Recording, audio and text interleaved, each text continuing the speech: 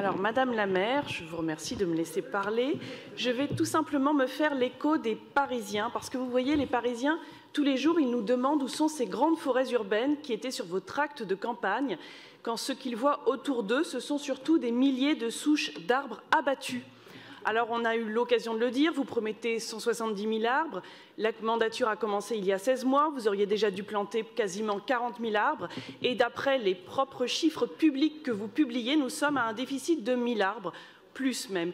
Les choses commencent mal, mais je dirais au-delà du caractère irréaliste de ces promesses, je crois qu'un élève de primaire pourrait vous expliquer ce qui pose problème dans votre plan arbre. Et oui, leçon de mathématiques, un arbre abattu n'est pas égal à un arbre planté. Un arbre met longtemps à pousser, il faut 30 à 50 ans pour qu'un nouvel arbre planté ait le même impact écologique qu'un arbre mature qui a été abattu. Par ailleurs, vous le savez, un jeune arbre est fragile. Il a une chance sur 3 de ne pas survivre dans les années qui suivent sa plantation. Ça fausse aussi les chiffres. Maintenant, leçon de biologie. Un arbre planté en pot n'est pas égal à un arbre planté en pleine terre parce que, voyez-vous, un arbre, ça a des racines et ça a besoin d'espace pour développer ses racines et arriver à maturité. Et donc, les arbres qui ont été plantés en pot place du Panthéon n'ont rien à voir, voyez, avec les grands marronniers qu'on trouve quelques mètres plus loin au jardin du Luxembourg. C'est une évidence pour tout le monde, sauf pour vous. Alors, leçon de géométrie. Et une mini-forêt n'est pas égale à une grande allée de platanes ou de tilleuls. Ça s'appelle une question de taille.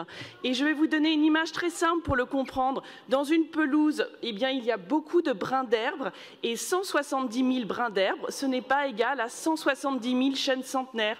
Et moi, je me dis que peut-être qu'on n'a pas vu vos nouveaux arbres parce qu'en fait, ils sont tout petits. Leçon d'histoire et d'art plastique. Un arbre, c'est beau. Je suis désolée de devoir rappeler des choses d'une telle banalité, mais un arbre, ça a une valeur patrimoniale et esthétique. Vous voyez, ce sont les grandes allées de nos parcs parisiens, ce sont les arbres d'alignement qui bordent nos avenues et nos allées.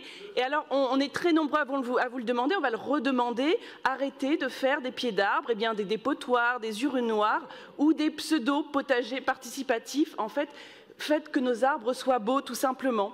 C'est pour ça que le groupe, au nom du groupe Changer Paris, je vous demande eh bien, que vous arrêtiez de couper nos arbres, que prioritairement les arbres existants soient préservés, que vous nous donniez une cartographie précise des plantations pour 2022 et la suite du mandat, parce que vous savez, 2022, ça commence dans 2 mois et demi, on aimerait savoir où tous sont ces milliers d'arbres qui vont être plantés, et puis que nous ayons un décompte annuel transparent et précis des arbres abattus, plantés, replantés, en pleine terre et en pot, qu'on puisse de manière transparente, citoyenne, démocratique, inclusive, tout ce que vous voulez, comprendre où sont les arbres parisiens, et tout ça chaque année jusqu'à la fin de la mandature, et je vous remercie. Bravo.